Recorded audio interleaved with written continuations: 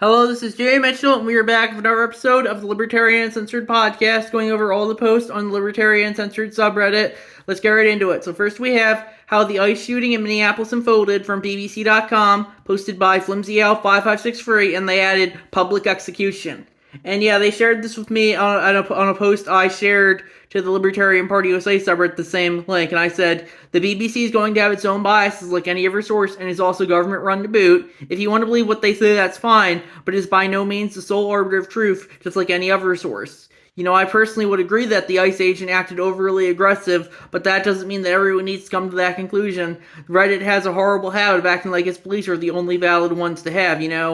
And yeah, personally, if people want to believe something, if that's fine, but if, a lot of Redditors, if you believe something differently than them, even if it's something about objective reality, they'll say, oh, you can't believe that, but ultimately, people are going to believe what they want to believe, and this whole ICE shooting is definitely a good example of that. I made a post to the Libertarian Party USA subreddit. I said libertarian perspectives on bias. I said honestly, it's probably one of the most pressing issues in the U.S. today. By now, you have undoubtedly seen at least one angle of the video of the ICE killing of Renee Good in Minneapolis that happened yesterday. A lot of right-wing people think that the ICE agent was entirely justified since it confirms to all their biases, while a lot of left-wing people think that the ICE agent was entirely unjustified because it confirms to all their biases. It's very much the result of an age where people don't really value nuance, instead of preferring to retreat into their social media echo chambers where all their perspectives are constantly validated by like-minded individuals. It's kind of worrying when people can't agree on what the truth is, even with video evidence. AI only further complicate things on that front. It shows how people will just see what they want to see. As libertarians, we should let people believe whatever they want to, regardless of how out there it is.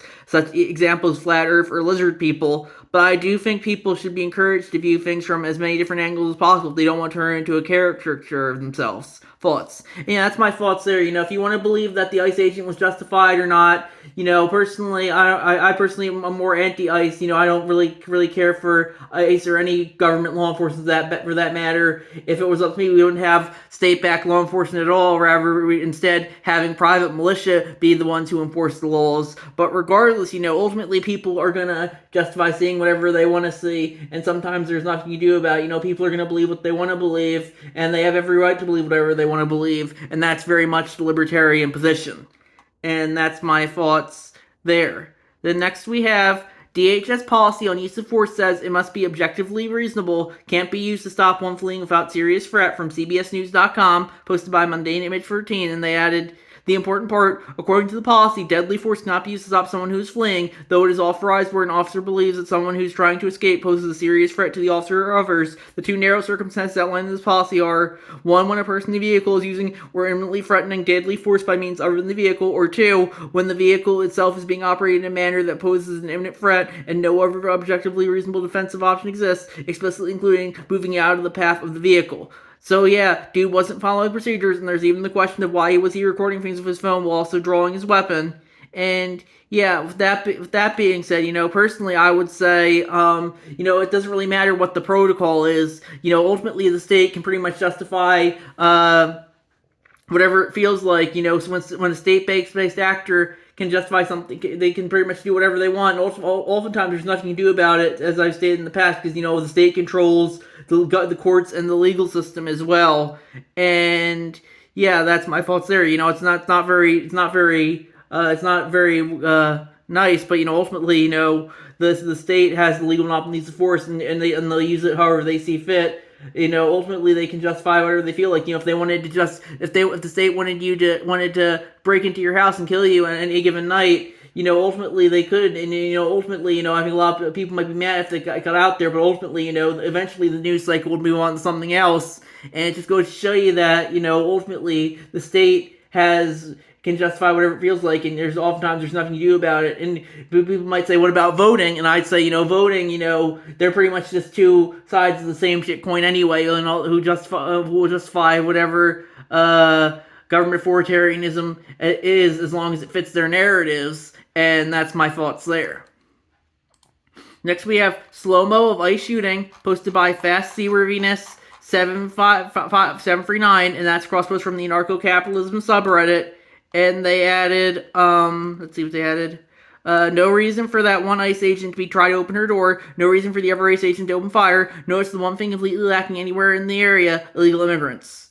And yeah, personally, if they want to, if they want to draw that conclusion from the video, I think that's fine. But ultimately, people are going to draw whatever conclusions they want to, and that's very much how humans work. Humans are going to come to the what conclusions they want to, and that's my thoughts there.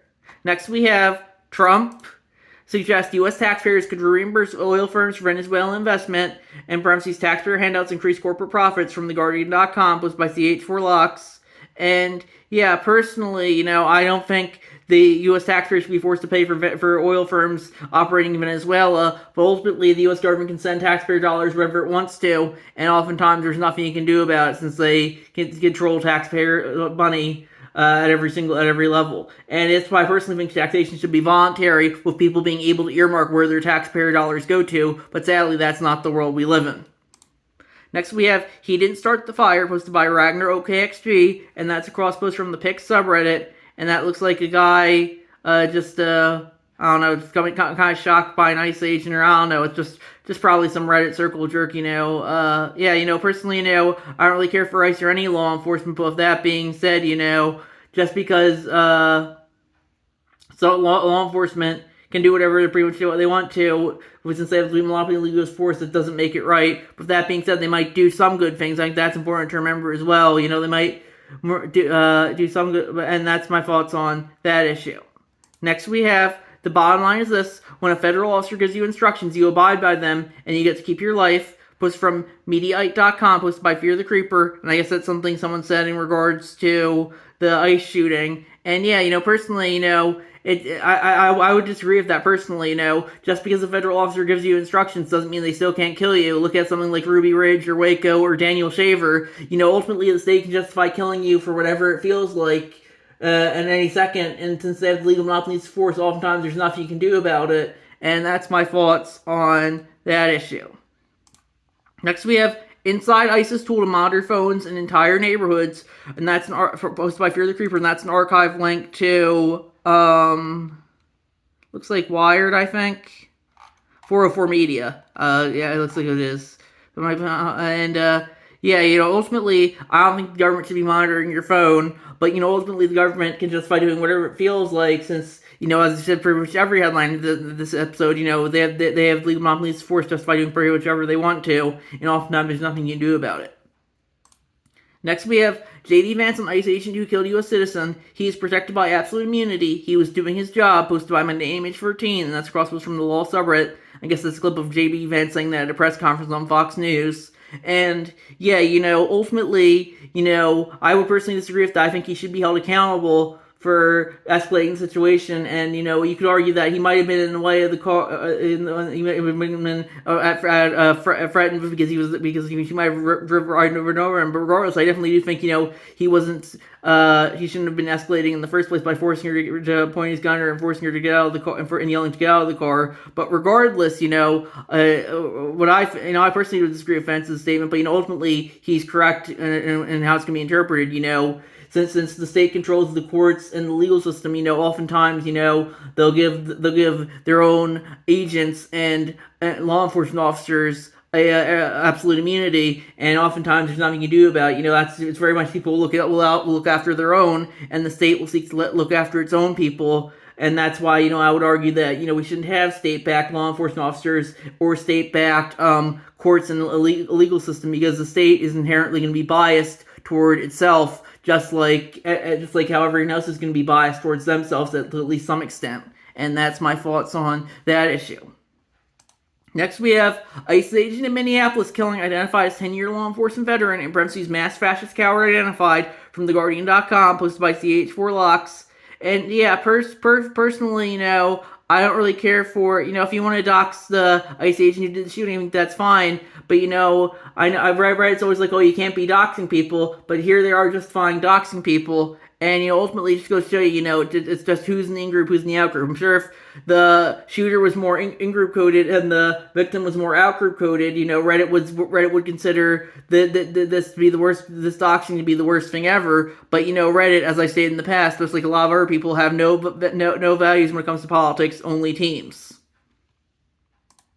Next, we have hours after U.S. citizens shot dead by ICE, J.D. Vance's door-to-door operations are coming from commondreams.org, posted by Ninja Lover, and they added, Vance continued, I think we're going to see those deportation numbers ramp up as we get more and more people online and working for ICE, going door to door, making sure if you're an illegal alien, you've got to get out of this country, and if you want to come back, apply for the proper channels. Remember, it's all TDS and Orange Man bad. Both sides are the same. Hashtag things said by idiots. And my thoughts on that are, ultimately, I do think both sides are the same pretty much. Reddit was fine with government authoritarianism by law enforcement officers when it was in regards to COVID, but now that it's in regards to legal immigration, suddenly it's the worst thing ever. And just to show you that people are always going to justify the state whenever it's viewed as doing something more in-group code than out-group code. I'm sure if Obama deported a shit ton of immigrants as well during his presidency, but the TV didn't say to be mad about it, so Reddit didn't care. But now that the TV says to be mad about it, Reddit thinks it's the most important thing ever.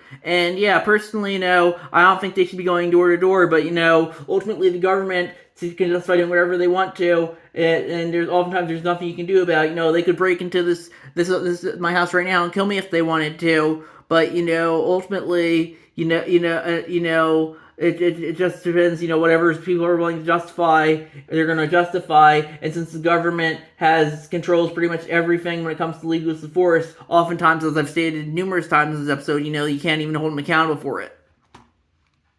Next, we have Inside ISIS tool to monitor phones in entire neighborhoods posted by Fear the Creeper. I think we already talked about that one. But yeah, personally, I don't think they should be monitoring your phones.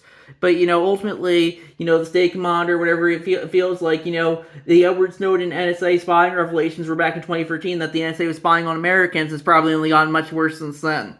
Next we have It's Fascism. Libertarians finally wake up about Trump and MAGA from the Kyle Klinsky Show on YouTube, posted by Narco Federation.